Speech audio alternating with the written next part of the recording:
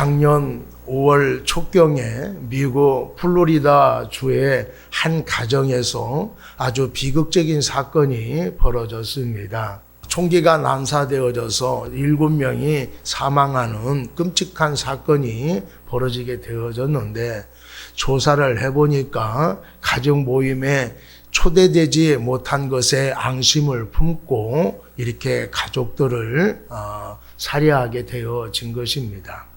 이 사람이 오게 되어지면은 가족들과 자주 싸우게 되어지고 분란이 일으키게 되어져서 배제를 한 것 같습니다. 자주 이게 가족들과 싸우는 걸 보면서 그러면 안 된다라고 충고를 했음에도 불구하고 돌이키지 아니하고 앙심을 품어서 이런 끔찍한 사건이 벌어지게 되어진 것입니다. 우리가 개인이든 또 단체 모임이든 초대를 받는다라고 하는 것은 기분이 좋은 일입니다. 별것도 아닌데 초대받지 못하면은 은근히 기분이 좋지 않게 되어지지요. 그런데 친하지 않는 사람으로부터 초대를 받거나 또 초대받지 못할 것이라고 생각을 했는데 초대를 받으면은 마음이 기쁘게 되어집니다. 예수님도 한 바리새인의 집에 초청을 받아서 가게 되어졌습니다. 초청을 받았기 때문에 기분이 좋아서 그 집에 덕담을 이렇게 해주는 그런 자리가 되어졌으면 얼마나 좋겠습니까? 그런데 예수님께서는 그 집에 들어가셔서 바리새인에게 책망의 말씀을 하신 것을 볼 수가 있습니다. 한 번도 아니고 화 있을진저라고 6번이나 책망을 하신 이유는 이들의 형식적인 신앙 때문에 책망을 하신 것입니다. 이들의 겉모습은 거룩해 보였지만은 그들의 속마음은 아주 더러운 것으로 가득 찼기 때문에 책망을 하신 것입니다. 바리새라라고 하는 말은 분리되어지다라고 하는 뜻을 가지고 있습니다. 이들은 하나님을 사랑해서 세상으로부터 분리되어져서 열심히 살아가려고 하는 그런 마음을 가졌던 사람들이었습니다. 그러나 그들에게는 순수한 신앙도 또 정신도 없고 형식적인 신앙생활만 했기 때문에 예수님께서 책망을 하신 것입니다. 오늘 본문은 예수님께서 단순히 바리새인들만 책망한 것이 아니라 우리들에게 교훈을 주시기 위해서 말씀하신 것이라고 그렇게 생각을 해야 됩니다. 잠언 6장 23절 말씀에 보면은 대저 명령은 등불이요 법은 빛이요 훈계의 책망은 곧 생명의 길이다, 이렇게 말씀을 하고 있습니다. 그렇기 때문에 바리새인들에게 하신 예수님의 책망을 우리 스스로 돌아보면서 하나님 앞에 바로 세워지는 신앙인들이 다 되시는 여러분이 되기를 바랍니다. 오늘 첫 번째로 형식적인 신앙은 책망을 들어야 된다라고 말씀을 하고 있습니다. 누구인지는 모르지만은 바리새인이었던 한 사람이 예수님을 자기 집에 초청을 했습니다. 유대인들은 식사하기 전에 손을 아주 깨끗하게 씻는 정결 의식을 갖고 있었습니다. 그런데 예수님께서는 손을 씻지 아니하고 음식을 먹는 것을 보면서 이상히 여기게 되어졌습니다. 주님께서 이상하게 여기고 있는 이 사람을 향하여서 이렇게 말씀을 하셨습니다. 39절에 보면은 너희 바리새인들은 지금 장과 대접의 겉은 깨끗하나 너희 속에는 탐욕과 악독이 가득하다, 이렇게 말씀을 하셨습니다. 겉은 거룩한 모습을 가지고 있지만은 그들의 속에는 아주 더러운 것이 가득하다라고 말씀을 하고 있습니다. 그들은 겉과 속이 다른 사람이었습니다. 사람들이 초대받으면은 자신과 도덕적인 기준이 조금 다르다 하더라도 초대한 사람의 얼굴을 세워주느라 모르는 채 하고 그냥 넘어갈 때가 있습니다. 또 기분 나쁜 소리를 들었다 하더라도 분위기가 깨어지기 때문에 못 들은 척 하거나 또 그냥 웃어 넘기는 경우들이 있게 되어지지요. 그런데 예수님께서는 종교적인 외식에 젖어 있는 사람들을 향하여서 그냥 넘어가지 아니하고 책망하고 있는 것을 알 수가 있습니다.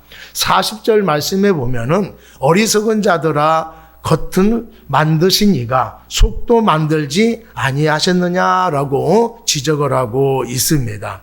너희들은 왜 옳고 그름을 또 중요한 것과 하찮은 것을 구별하지 못하고 있느냐, 분별하지 못하고 있느냐라고 말씀을 하고 있는 것입니다. 이들에게 중요한 것은 눈에 보이는 형식이었습니다. 장로들의 유전을 따르는 결례를 통해서 자신들의 유월함을 과시하며 다른 사람들을 정죄했던 사람입니다. 하나님께서 사람을 지을 때에 겉만 지은 것이 아니라 속도 만들었다라고 하는 것을 이 사람들은 잊어버리고 산 것입니다. 그래서 보이지 않는 마음의 정결에는 관심을 갖고 있지 않고 또 종교적인 형식에 준수를 하는 것으로 거룩해 보이는 것만 관심을 가지고 있었던 것입니다. 그래서 예수님께서 종교적인 이 형식을 갖고 있는 바리새인들을 강력하게 비난하고 있는 것입니다. 우리가 신앙생활 할 때에 언행일치가 되어야 할 것입니다. 또 교회에서 하는 행동과 가정에서 또 직장에서 하는 행동이 똑같아야 할 것입니다. 겉과 속이 다른 사람이 되어서는 안 될 것입니다. 교회에서 맡겨진 일에 대해서 책임감 있게 감당하는 것처럼 가정에서도 직장에서도 내게 주어진 일에 대해서 책임감 있게 감당할 수 있는 우리 모두가 되어야 할 것입니다. 교회에서는 누군가 조금 좋지 않는 이야기를 해도 기분이 나쁘다 하더라도 참고 이해하는 그렇게 거룩한 모습을 우리가 가지고 있습니다. 그와 마찬가지로 가정에서나 직장에서 누가 조금 좋지 않는 소리를 한다 하더라도 거기에 화를 내지 아니하고 그냥 넘길 수 있는 그런 너그러움도 우리가 가져야 할 것입니다. 지금 우리의 마음과 행동이 어떠한지를 살펴볼 수 있는 우리가 되기를 바랍니다. 나같이 신앙생활 잘하고 또 열심히 하는 사람이 어디 있느냐고 생각을 하고 있다라고 한다라면은 그것은 마귀가 주는 생각일 것입니다. 하나님의 뜻과 하나님의 백성으로 살아가려고 하는 경건의 능력이 없다라고 하면은 우리의 경건은 형식적인 것밖에 되지 않을 것입니다. 신앙도 신실하고 우리의 삶도 거룩해서 다른 사람들에게 도전을 줄 수 있는 우리 모두가 되기를 바랍니다. 42절에부터 44절까지에서는 화 있을전자라고 하는 표현이 3번이나 나오고 있는 것을 알 수가 있습니다. 종교적인 외식이 그만큼 잘못되었다라고 하는 것을 말씀해주고 있는 것입니다. 자비와 사랑이 많으신 예수님께서 바리새인들의 어떤 면을 가지고 질책하고 있는가를 한번 살펴보려고 합니다. 먼저 박하와 운양과 모든 채소의 11조를 드리되 공의와 하나님께 대한 사랑은 버린다라고 책망을 하셨습니다. 바리새인들은 신앙에 대해서 누구보다도 열심을 가지고 있었던 사람입니다. 그래서 구약의 명시되어 있는 11조를 드리는 것으로 만족하지 아니하고 명시되어 있지 않는 정원의 박하와 운양까지도 11조를 드렸다라고 말씀을 하고 있습니다. 이 말을 아주 쉽게 이야기하면은 아주 할 것 없는 것까지도 계산해서 하나님께 11조를 드렸다 이렇게 말씀을 하고 있는 것입니다.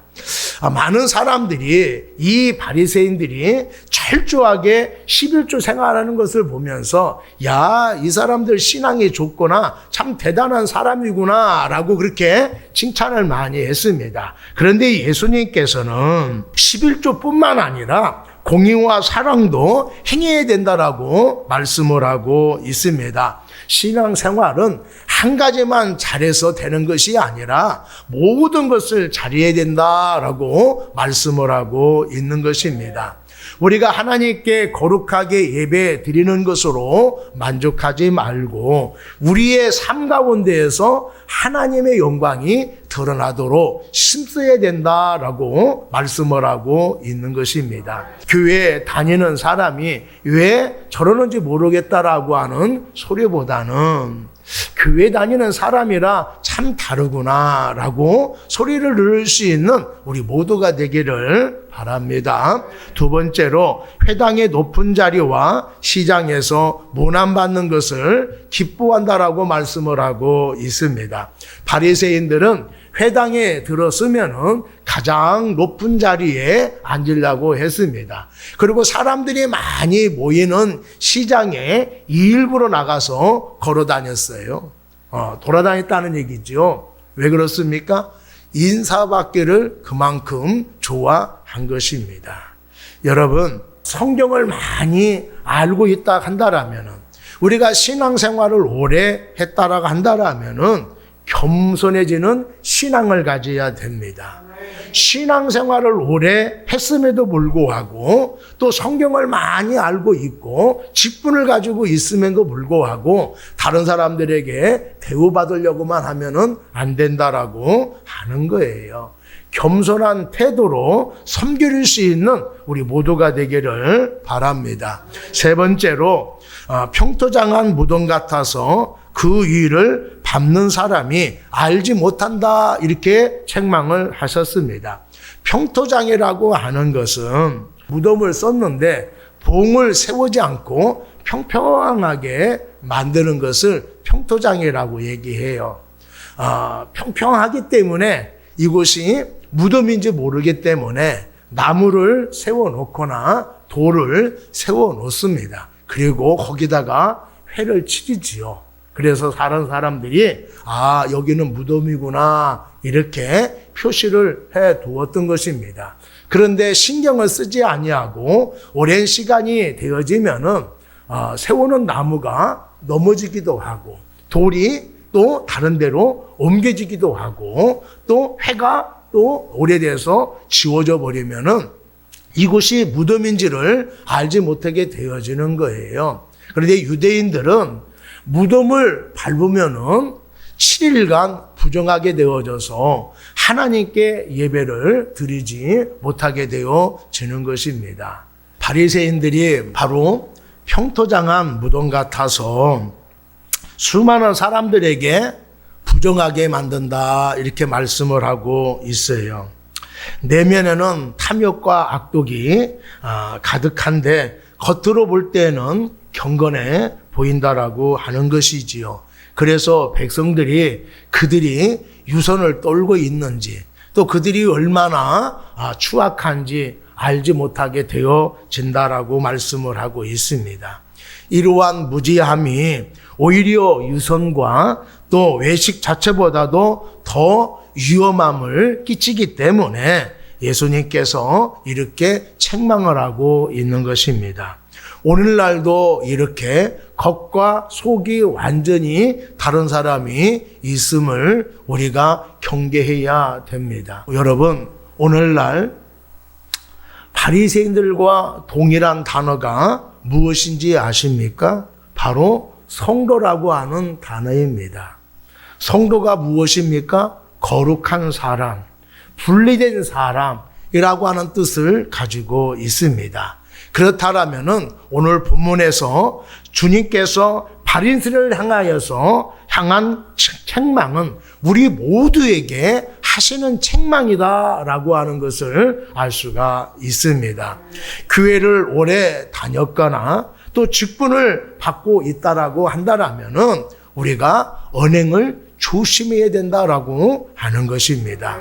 교회를 다닌다라고 하는 경건의 모양만 갖고 있는 것이 아니라 하나님의 영광을 나타낼 수 있는 경건의 능력을 가질 수 있는 우리 모두가 되기를 바랍니다.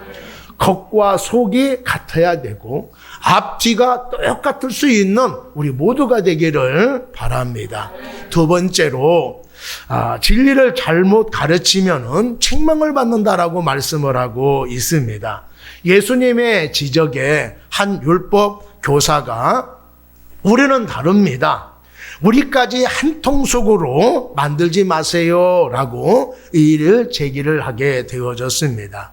율법 교사라고 하는 것은 전문적으로 성경을 연구하는 사람을 말하고 있습니다. 모든 바리새인들이 율법 교사는 아니었지만은 율법 교사 대부분들이 바리새인 사람들입니다. 일반 바리새인들은 그런 지적을 받을 수 있을지 몰라도 우리 전문적으로 율법을 연구한 율법 교사들은 그런 말을 들을 수가 없습니다. 그런 말을 듣게 되어지는 것은 우리에게 신뢰하는 것입니다. 라고 그렇게 생각을 한 것입니다. 이에 예수께서 2차적으로 화 있을진저라고 그렇게 책망을 하고 있습니다. 예수님은 열심을 내는 바리새인이건 또 성경에 대해서 전문적인 지식을 갖고 있는 바리새인이건 진리에 어긋나는 사람이라 한다라면은 한결같이 지적하고 있는 것을 말씀해주고 있는 것입니다. 46절 말씀해 보면은 또 너희 율법 교사여 자기 어려운 짐을 사람에게 지우고 너희는 한 손가락이라도 이 짐에 대지 않는도다 이렇게 말씀을 하고 있습니다. 율법 교사들은 율법을 부지런히 연구해서 사람들에게 알아듣기 쉽게 가르쳐야 하는 의무를 가지고 있습니다. 그런데 이들은 백성들에게 무거운 짐만 져주고 있다라고 말씀을 하고 있습니다. 그러면서 자기들은 이 율법에 대해서 하나도 손가락 하나도 되지 않는다. 지키지 않고 있다 이렇게 말씀을 하고 있습니다. 어떻게 율법을 연구하는 사람들이 이런 행동을 할 수가 있겠느냐라고 하는 거예요. 율법 교사이기는 하지만은 율법을 믿는 사람들이 아니기 때문에 그렇습니다. 자신들도 하나님께서 왜 이 말씀을 하셨는가를 잘 알지 못하기 때문에 이 말씀이 무슨 말인가를 잘 알지 못하게 되어지는 거예요. 그렇기 때문에 사람들에게 잘 가르치지 못하고 있다라고 하는 거예요.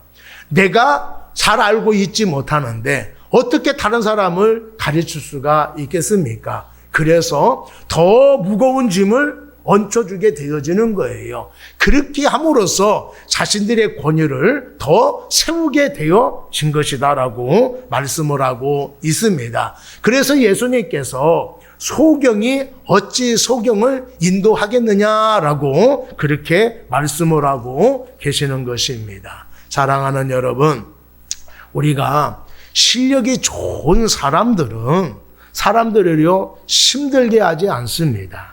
왜냐하면은 쉽게 가르칠 수 있는 방법을 알기 때문에 그렇습니다. 어렵게 설명하는 사람은 다 그러지는 않지만은 잘 알지 못한다라고 해도 과언이 아니에요. 잘 모르겠습니다라고 질문을 하면은요 막 버럭 화를 내는 사람이 있어요. 그런 사람은 실력이 없는 사람입니다. 실력이 있는 사람은 그 방면에 전문가들은 잘 알고 있기 때문에 상대방이 이해를 하지 못하면은 상대방이 이해할 수 있도록 쉽게 설명을 하지요. 쉽게 설명을 했음에도 불구하고 이해를 잘 못하면은 다른 예를 들어서 또 설명을 주게 되어지는 것입니다.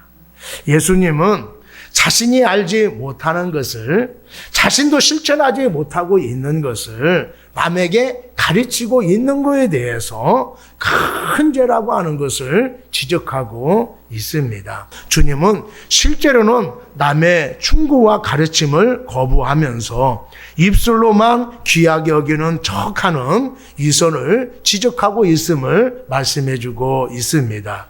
주님은 이들의 조상을 가리키면서 그들은 죽이고 너희는 무덤을 만들었다 이렇게 말씀을 하고 있어요.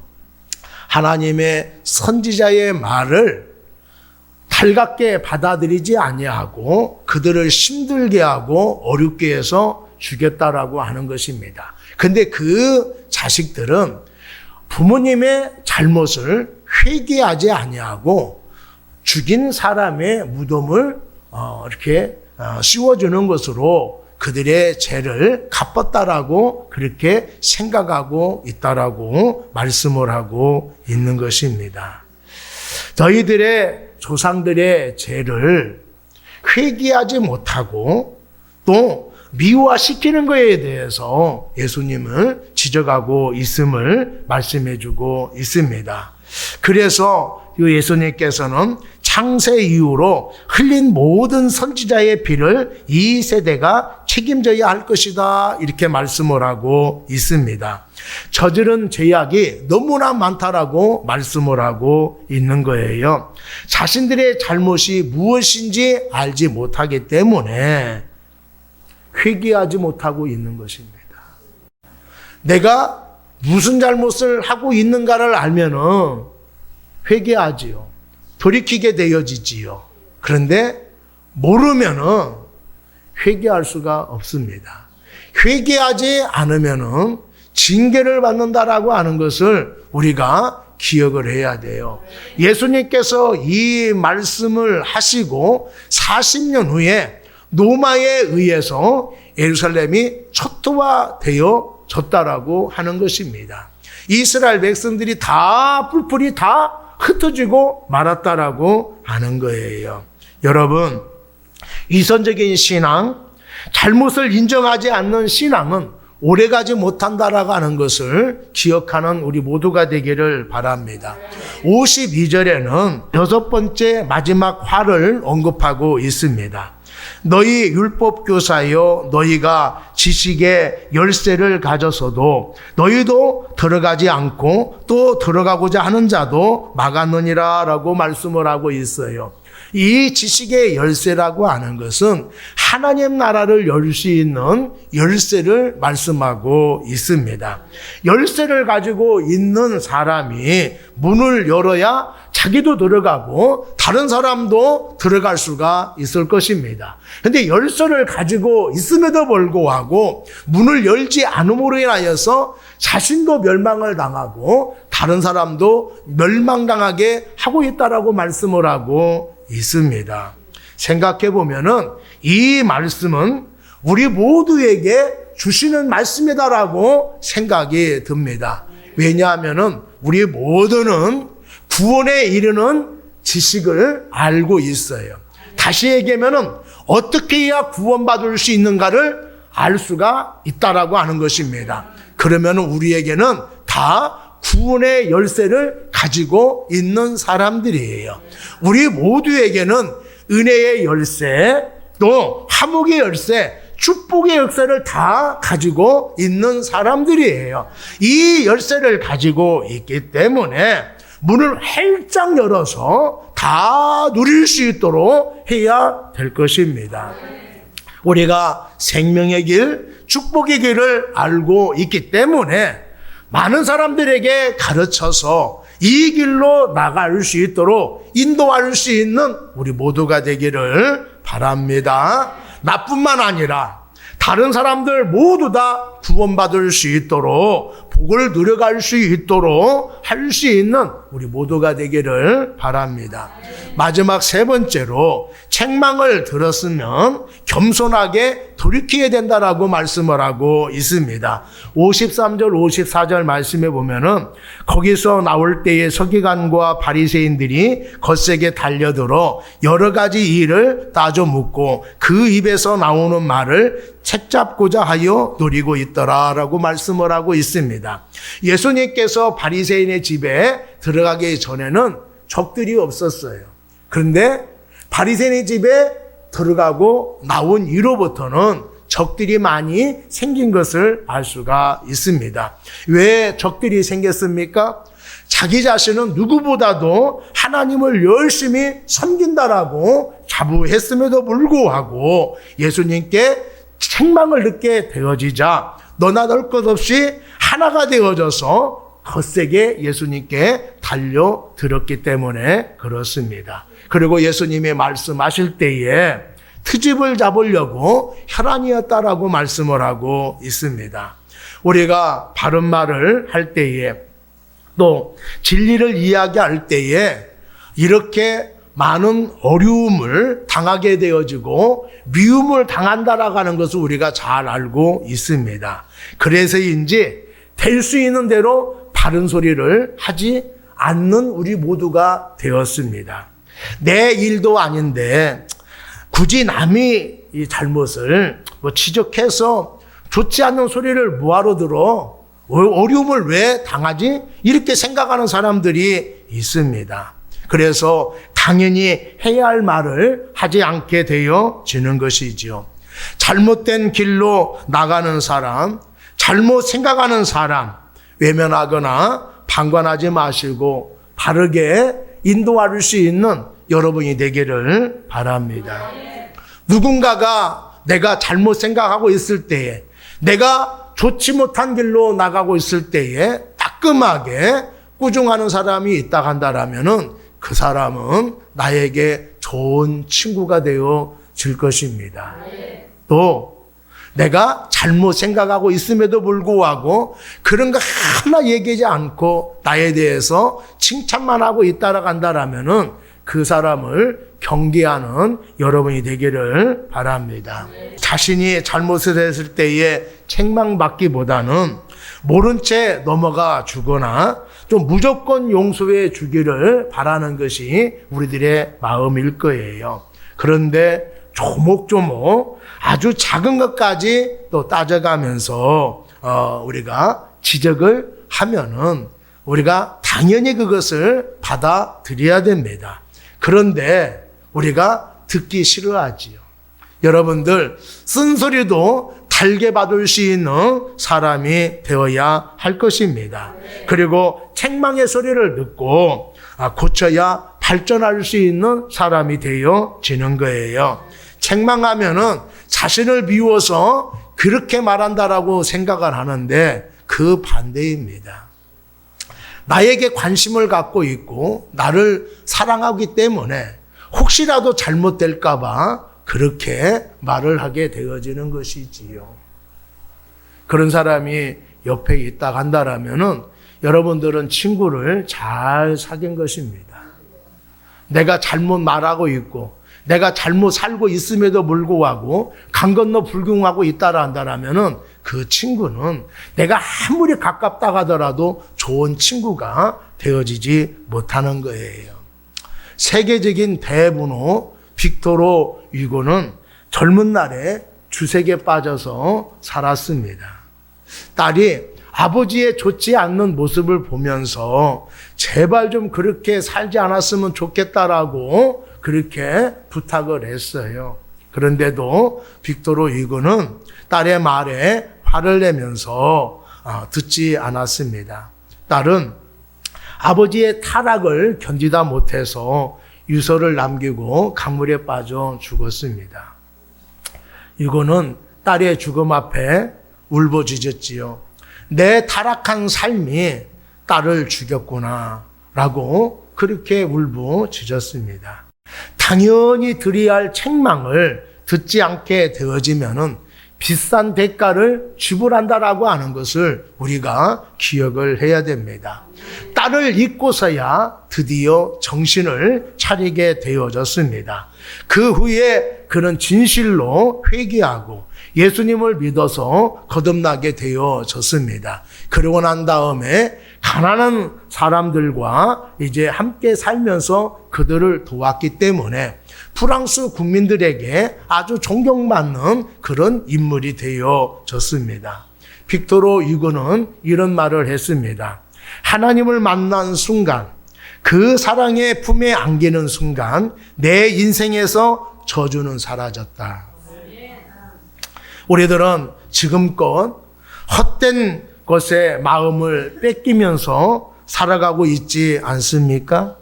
곁길로 가고 있는데 내가 지금 바른 길로 가고 있다라고 착각하고 있지는 않습니까? 내가 잘못된 생각을 하고 있음에도 불구하고 나는 결정을 잘하고 있다라고 생각하고 있지는 않습니까? 내가 예수를 믿고 있음에도 불구하고 형식적으로 믿고 있지는 않습니까? 겉과 속이 다른 신앙생활을 하고 있지는 않습니까? 처음보다 지금이 더 우리가 변화되어지고 성숙된 모습을 가지고 있습니까? 교회에서 거룩하게 행동하는데 직장에서 또 가정에서 또 그 똑같이 거룩한 모습을 가지고 있습니까? 사랑하는 여러분, 똑같아야 될 줄로 믿습니다. 책망을 겸손한 마음으로 받아들일 수 있는 우리 모두가 되기를 바랍니다.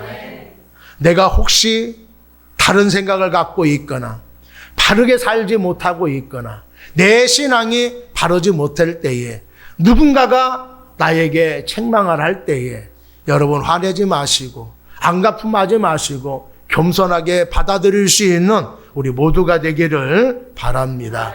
책망을 겸손한 마음으로 받아들이게 되어지면은 더 점진적으로 우리가 성장하고 변화되어 줄 수 있는 우리 모두가 되어줄 줄로 믿습니다. 책망의 말씀을 듣고 겸손하게 돌이키게 되어지면은 화가 복이 되어지는 경험을 하게 되어줄 줄로 믿습니다. 미국으로 이민 간 1.5세대인데 성공한 엔지니어가 있습니다. 이 사람은 목사님의 아들이었는데 젊은 나이에 아주 성공적인 삶을 살고 있는 사람이었어요. 그래서 시간이 날 때마다 스킨스쿠버를 아주 즐겼다고 합니다. 어느 날에는 36m나 되는 깊은 바닷물 속에 들어가서 잠수를 즐겼는데 갑자기 가슴에 통증이 있게 되어져서 병원에 갔더니 의사님이 말씀하시기를 신장을 이식받아야 살 수가 있습니다 라고 하는 그런 진단을 받았어요. 건강이라고 하면 자신 있게 생각을 했는데 40대 초반에 죽을 수 있다라고 하는 말을 들으니까 얼마나 절망적이었겠습니까? 병원에서 하나님을 향하여서 기도했습니다. 하나님, 제 신장을 고쳐주옵소서. 그런데 몇 주가 지나고 난 뒤에 이 기도가 바뀌어지기 시작했습니다. 하나님, 제 신장만 바꿔주는 것이 아니라 저의 모든 것을 바꿔주옵소서. 이렇게 기도가 바뀌어졌다고 그래요. 처음에는 하나님을 향하여서 잘못되어진 신장만 바꿔주면 되는 줄 알았는데 하나님께 기도하고 규제하면서 한 부분만 바뀌어지는 것이 아니라 안과 밖이 내 인생 전체가 바뀌어져야 된다라고 하는 사실을 깨닫게 되어진 것입니다. 하나님의 일을 해야 할 사람이 세상의 일에 빠지게 살면서 하나님께서 징계하신 것 같습니다. 그 책망을 듣고 몸과 마음과 정신과 삶을 바꿔야 되겠다라고 생각을 한 것입니다. 그러자 놀라운 회복의 역사가 나타나게 되어졌다라고 하는 것입니다. 잠언 1장 23절 말씀에 보면은 나의 책망을 듣고 돌이키라. 보라 내가 나의 영을 너희에게 부어주며 내 말을 너희에게 보이리라. 이렇게 말씀을 하고 있습니다. 내가 잘못 살아가고 있는데 아무도 나를 책망하는 사람이 없다라고 한다라면은, 내가 잘못 생각하고 있는데 아무도 그 잘못을 말리지 않고 있다라고 한다라면은 그 사람은 심각한 사람입니다. 여러분, 지금 하나님의 칭찬의 소리를 듣고 있다 한다라면은 거기에 만족하지 마시고 더 열심히 노력하는 우리 모두가 되기를 바랍니다. 또 하나님께 책망의 소리를 듣고 있다 한다라면은 이제 고정관념과 자기의 고집을 빼고 주님께 돌아올 수 있는 우리 모두가 되기를 바랍니다. 그러면은 성령으로 충만하게 주실 것입니다. 그러면은 우리의 삶의 변화가 있게 되어질 줄로 믿습니다.